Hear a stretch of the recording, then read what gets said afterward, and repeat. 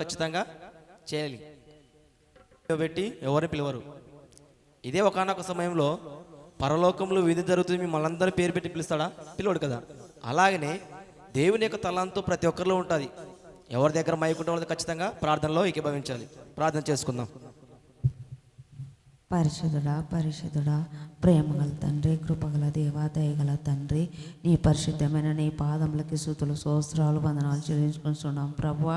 అవును నా తండ్రి, పగలంతా కాపాడి నా తండ్రి మరి ఒకసారి ప్రత్యేకంగా నైనా ఈ రాత్రి నైనా నిన్ను మయంపరచుటకు నేను ఇచ్చిన శ్రేష్ఠ వందనాలు స్తోత్రాలు చీరలంటే మేము ఎంతటి వాళ్ళం కాదు ప్రభు, పాపలమైన పనికి మమ్మలను మాకందరికి సహాయం చేయమని ఈ రాత్రి కలుసైన నా తండ్రి నీ మెండైన దీకెన్సరంగా నడుచుకునే జీవించే కృపను ధన్యతను మాకందరికి సహాయం చేయమని యేసు పరిశుద్ధ నామమున ప్రార్థించి అడిగి వేడుకొస్తున్నాం పరమ తండ్రి, ఆమేన్.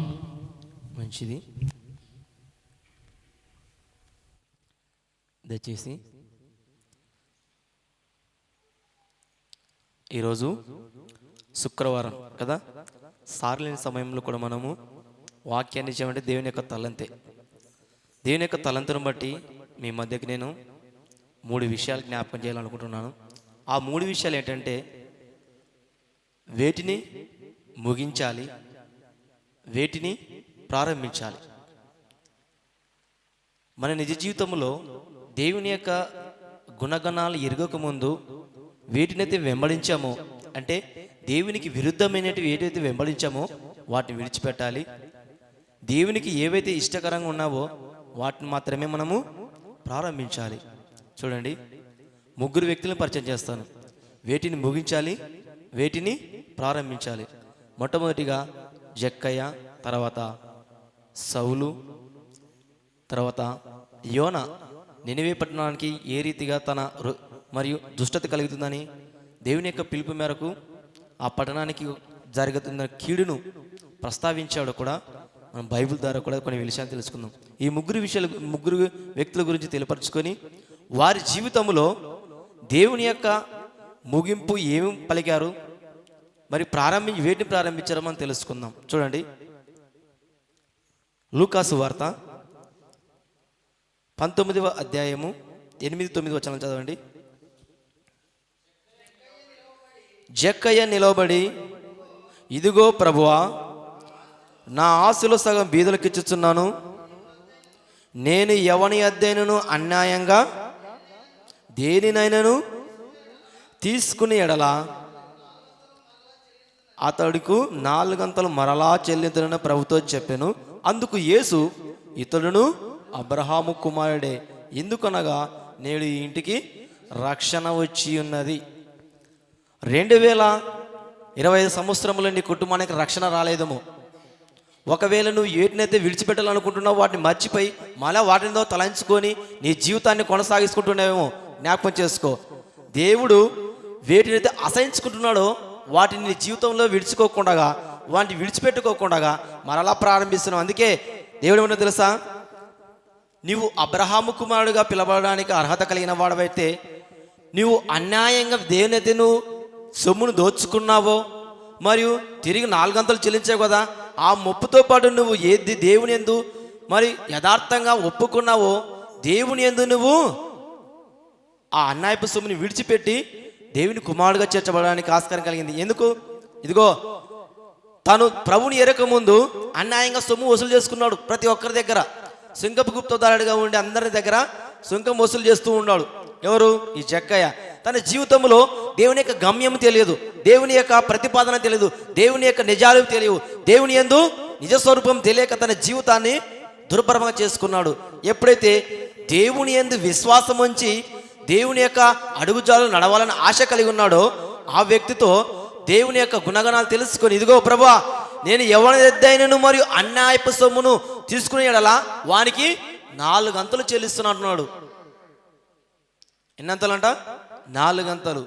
ఎందుకు 4 అంతలు చెల్లిస్తున్నాడంటే, ఇదిగో ప్రభా, ఒకవేళ వాడు దూషిస్తాడేమో, నా కుటుంబాన్ని ఎక్కడ పడితే అక్కడ ఏలన చేస్తున్నాడేమో, ఒకవేళ నా కుటుంబం పతనమవుతాడు, వాడు దూషణకు తగ్గట్టుగా నా కుటుంబము పతనమైపోతుందేమో, ఇదిగో వాడు మరలా నన్ను తిట్టుకోకూడగా, వాడు నన్ను దూషించుకోకూడగా, నా జీవితం నాశనం కాకూడగా, ప్రభు యొక్క శిక్షలో ప్రభు యొక్క బోధనని లేగాలంటే ప్రభా వానికి మరల నేను 4 అంతలు చెల్లిస్తున్నాను.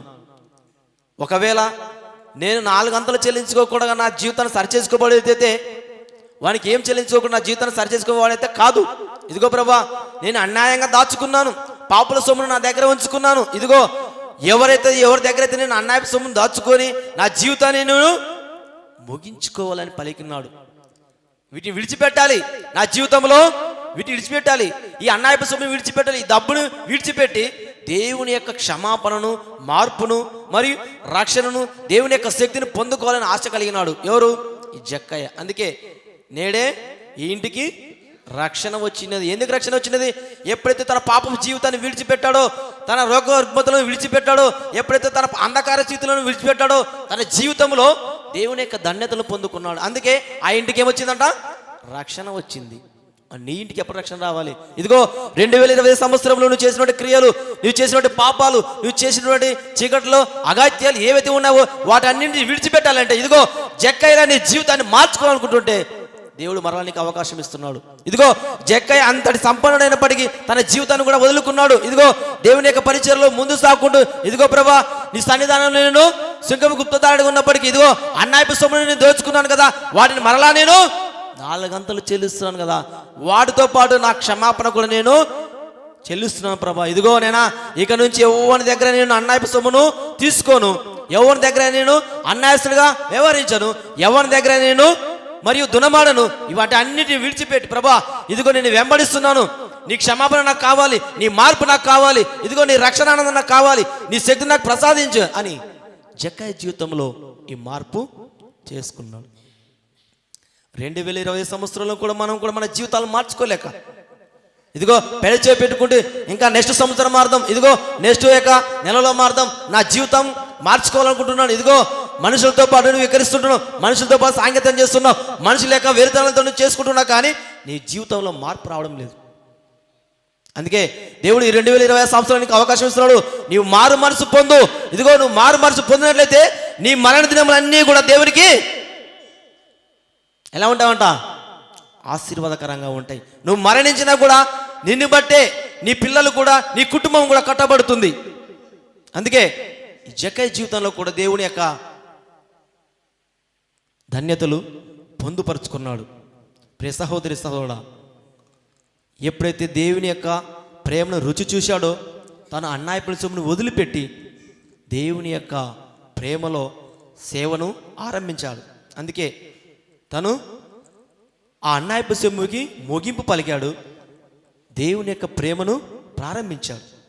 మనము కూడా 2020 సంవత్సరం ఉన్నటువంటి ఏదైతే తప్పిదాలు చేసినామో, ఏమైతే క్షమాపణ చెప్పుకోకుండా ఒకరిపైన ఒకరి వేషలు మరియు సాంగత్యాలు పెంచుకొని, ఒకరిపైన విభేదాలు కక్షలు పెంచుకొని వీటన్నిటిని కొనసాగిస్తున్నట్లయితే ఈ క్షణం అందే దేవుడు నీతో అంటున్నాడు, ఇదిగో జేకే కలిగినటువంటి మారు మనసు నీకు కలుగజేస్తున్నాను, వాటన్నిటిని విడిచిపెట్టు, నీవు కూడా క్షమాపణ కలిగి రక్షణానందాన్ని నీకు ఇస్తున్నాను, నువ్వు మారు మనసు పొందు, నా శక్తిని నీకు దారపోస్తున్నాను.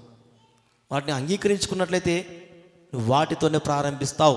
నీ కుటుంబం కూడా నిత్యము సియోను కొండ వలె ఎలా ఉంటుందంట? సియోను కొండ వల్ల కదలక నిత్యము నిలుస్తూ ఉంటుంది. అలాగే జక్కయ్య జీవితంలో కూడా దేవుని యొక్క మహత్యాలు కూడా చాలా అద్భుతంగా చేశాడు. మన జీవితంలో కూడా మనం అద్భుతాలు కొనసాగించుకోవాలంటే మనం కూడా జక్కయ్య లాంటి జీవితాన్ని మనం కొనసాగించుకోవాలి. ప్రియ సహోదరి సహోదరుడా, జ్ఞాపకం చేసుకోవాలి. ఒకవేళ ఈ దినాన్ని నేను మార్పు చెందలేకపోతున్నానేమో, ఒకవేళ ఈ దినంలో నేను దేవుని యందు యథార్థదృష్టి కలిగి లేకుండా నా పాపపు జీవితాన్ని కొనసాగించుకుంటూ, ఇదిగో 2020 సంవత్సరంలో నేను పాపంతో ప్రారంభించుకుంటున్నాను, నా జీవితం మార్పు చెందలేకపోతుంది, ఇంకెన్నాళ్ళు అని అనుకుంటున్నావా? దేవునితో అడుగు. ఒకానొక సమయంలో జకరియా ఎలిజబెత్లకు కూడా సంతానం కలుగుతున్నప్పుడు వారి పక్షాన దేవుడు ఏం చేశాడు తెలుసా?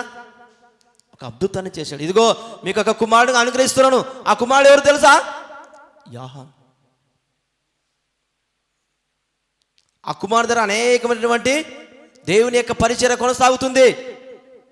అంత అద్భుతాలు చేసినటువంటి దేవునితో మర్చిపోయి 2020 సంవత్సరంలో చేసినటువంటి పాపాలను కూడా మరి వెంబడించుకుంటుంటున్నావా?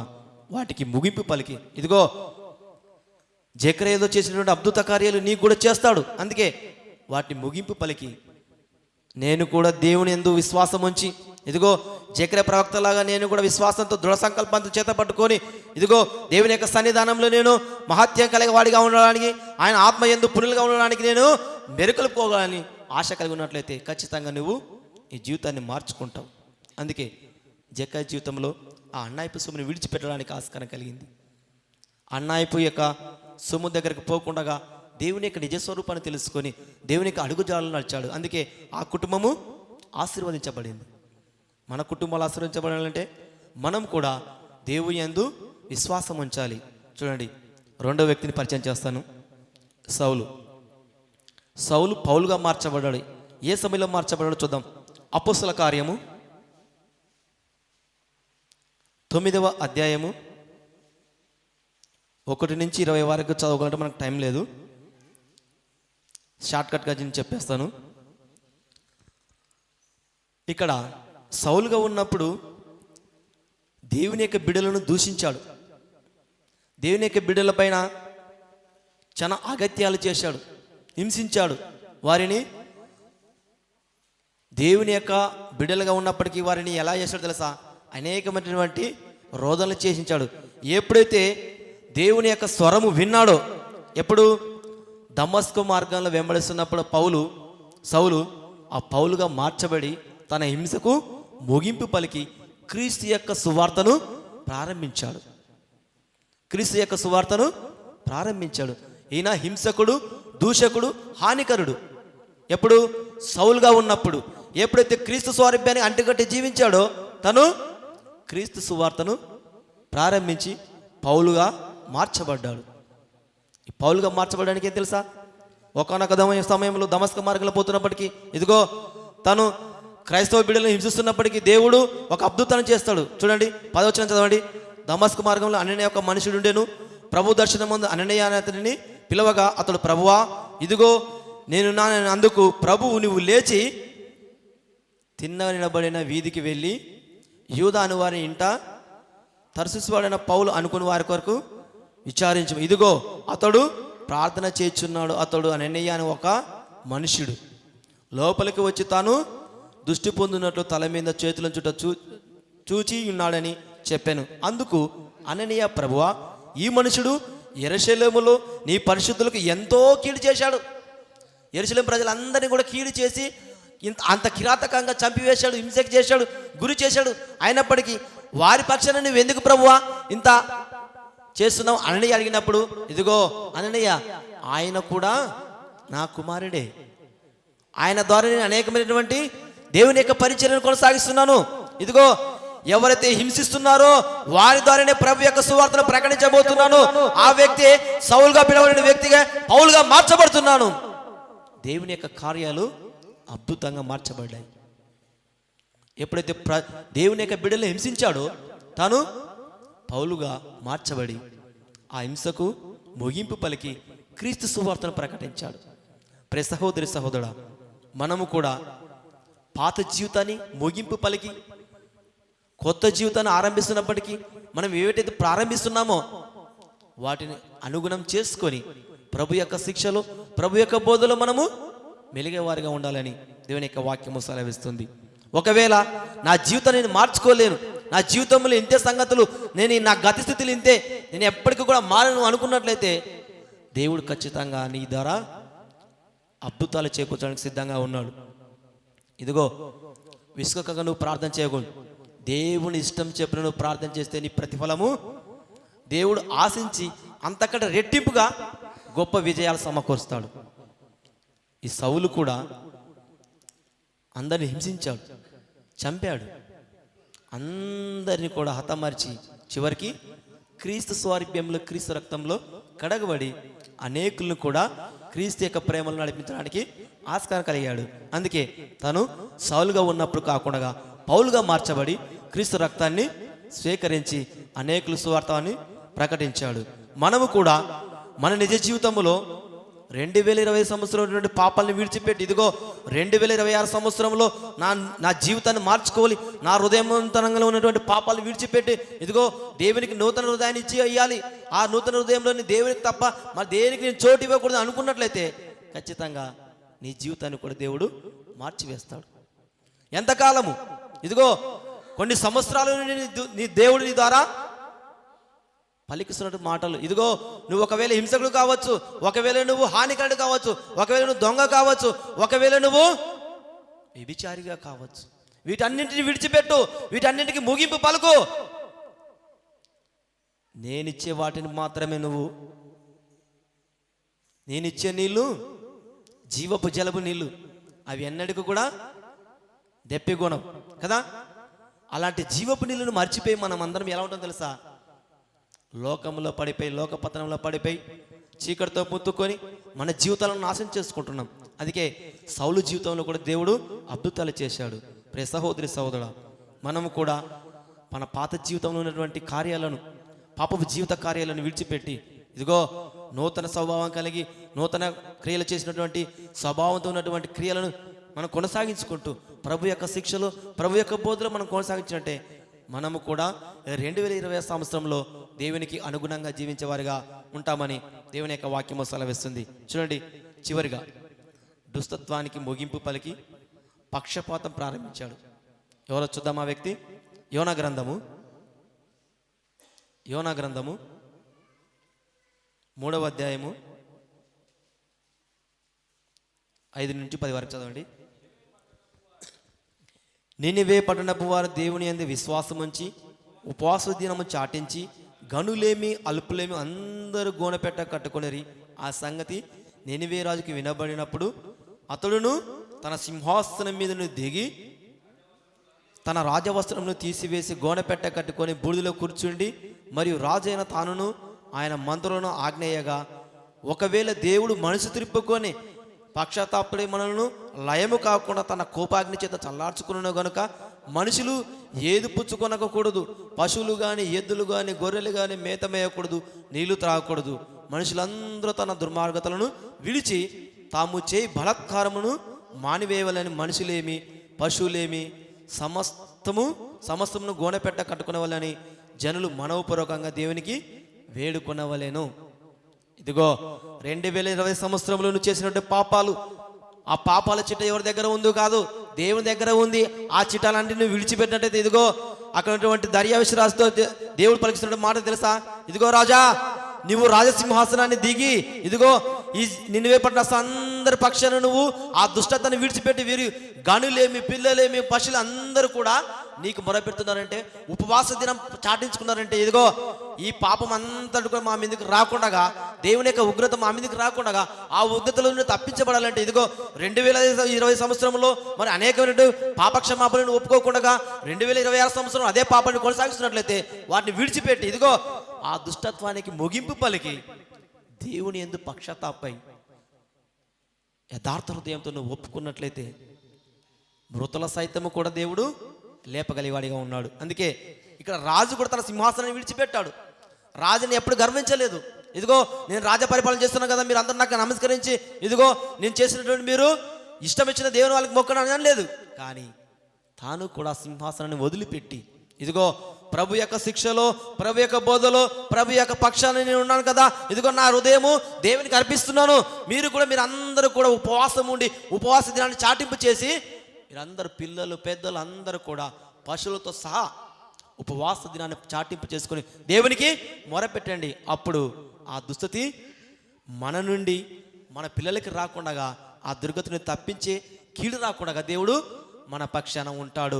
ఇదిగో 2020 సంవత్సరం నీకు కీడు వస్తుంది సంభవిస్తుందని అనుకున్నట్టు, ఇదిగో 2020 సంవత్సరంలో నీకు ఏ కీడు సంభవించకుండా ఉండాలంటే దేవుని యందు నువ్వు ఎలా ఉండాలంట? పక్షతాపుడే. ఇదిగో ప్రభా, నేను చేసినటువంటి క్రియలు, నేను చేసినటువంటి పాపాలు, నా జీవితాన్ని మార్చుకోవాలనుకుంటున్నాను ప్రభా. నా జీవితంలో ఏ చల్లాచదరం లేకుండా పాపానికి తావించుకుంటూ నా కుటుంబాన్ని పతనం చేసుకున్నాను. ఆ కుటుంబంతో పాటు నేను నా జీవితమే నాశనం చేసుకుంటున్నాను. నా జీవితాల్లో ఎన్నో దుర్భరమైన జీవితాలు వెంబడించాను. నా జీవితంలో అనేక మార్లు నువ్వు సెలవు ఇచ్చినప్పటికీ నీ మాట వినుకోకుండా, నీ మనసు నీ వైపు తిప్పుకోకుండా నా జీవితంలో అనేకమైన రుగ్మతలకు చావిచ్చాను, చోటు ఇచ్చాను. ఆ చోటు ఇవ్వకుండా ఇక్కడి నుంచి అయినా కూడా నేను ఉపవాస దినం ఏ రోజైతే ప్రకటించావో ఆ దినాన కూడా నేను ప్రజలందరినీ పిలిపించుకొని, రాజులేమి పిల్లలేమి మంత్రులేమి అందరూ కూడా ఆ ఉపవాస దినాన్ని చాటింపు చేసుకొని దేవుని పక్షాన ఉండి మొరపెట్టారు. అప్పుడే ఆ దినమందే దేవుడు చూసి పశ్చాత్తాపడే వారికి ఆ కీడు రాకుండా వారికి మేలు చేశాడు. మనము కూడా ఆ మేలులు పొందుకోవాలనుకుంటే మనము పాతవన్నిటిని విడిచిపెట్టి ఇదిగో నేటి నుంచి ఏదైతే ప్రారంభిస్తున్నామో వాటిని వెంబడించుకుంటూ దేవుని యొక్క పరిశుద్ధతలో దేవుని యొక్క మహాత్యములను కొనసాగించాలంటే ఆ పాత జీవితానికి ముగింపు పలికి నేటి నుంచి అయినా కూడా ప్రభు యొక్క ప్రేమను కొనసాగించే వారిగా ఉండాలని దేవుని యొక్క వాక్యము సెలవిస్తుంది. మనమందరం కూడా దేవుని యొక్క ప్రేమలో కొనసాగించుకుంటూ దేవుని యొక్క మహాత్యాన్ని తెలుసుకున్నట్లయితే మనము కూడా ఇదిగో ఈ నినివే పట్టణంలో రాజు ఏ రీతిగా అయితే ప్రకటన చేశాడో ఆ రీతిగా మన కుటుంబాలకు మనం ప్రకటన చేసుకుంటూ మనము కూడా దేవుని యొక్క స్వారూప్యంలో దేవుని యొక్క మహత్యంలో కొనసాగించే వారిగా ఉండాలని దేవుని యొక్క వాక్యము సెలవిస్తుంది. దేవుడు అట్టి వాక్యాన్ని దీవించి ఆశీర్వదించునుగాక. ప్రార్థనలో ఏకీభవిద్దాం.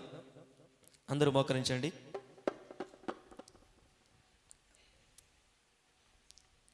మా స్తుతులపైన కారణభూతులవైన గొప్ప తండ్రి, మీ యొక్క బంగారు పాదములకు వేల కొలసి వస్త్రం చెల్లించుకుంటున్నాం. ఇదిగో నాయనా ప్రభా, మాతో పలికించినట్టు ప్రభా 3 మాటల ప్రభా, మరి వీటినైతే ముగింపు చేయాలని హెచ్చరించావు ప్రభా. వాటిని విడిచిపెట్టడానికి ప్రభా మా హృదయాన్ని ప్రభా తట్టండి. ఇదిగోనైనా వేటినైతే ప్రారంభించాలనుకుంటున్నాం ప్రభా. ఇదిగో జక్కయ్య జీవితంలో ప్రభా అన్యాయపు సొమ్ముని వదిలిపెట్టి ప్రభా నీ సేవలో అట్టి ప్రేమను ప్రార్థించండి. ఇదిగోనైనా అంధకార స్థితిలో ఉన్నప్పటికీ ప్రభా, మరియు ప్రభా నీ బిడ్డలు హింసించాడు, దునమానాడు ప్రభా, అనేక శ్రమలు పెట్టినప్పటికీ ప్రభా వారి జీవితాల్లో ప్రభా మీరు గొప్ప కార్యాలు చేశారు ప్రభా. వారి జీవితంలో చేసినట్టు కార్యాల ప్రభా మా జీవితాల్లో ప్రభా మీరు ప్రజలింపచేయండి. ఇదిగోనైనా యోన ప్రభా నినివే పట్టణస్థులందరికీ ప్రభా హెచ్చరిక జారీ చేసినప్పటికి తాను భయాందోళనతో ప్రభా హెచ్చరికను ప్రచురించుకోకుండా ప్రభా ఇదిగో రాజుల సైతం కదిలించి ప్రభా మరియు ఉపవాస దినాన్ని ప్రకటింపచేసి పిల్లలు గనులు ప్రభా పెద్ద ప్రతి ఒక్కరు ప్రభా మరి నీ అందు విశ్వాసాన్ని కనపరుచుకొని ప్రభా ఆ దేశం మీదకి కీడు రాకుండా ప్రార్థించారు ప్రభా. మరి గోనెపెట్ట కట్టుకొని బూడిదలో కూర్చుని ప్రభా ఆ యొక్క ప్రార్థనలో ఏకీభవించారు ప్రభా. అట్టి ప్రార్థన జీవితాన్ని ప్రభా మా సంఘంలో ప్రతి కుటుంబానికి మీరు దర్శించండి. మీ దర్శనంతో ప్రభా అనేకమైన ప్రభా మేలు సమకూర్చుటకు సహాయం చేస్తావని యేసుక్రీస్తు నామములో స్తుతించి ప్రార్థించి అడిగి వేడుకొంచున్నాం మా పరమ తండ్రి. ఆమేన్.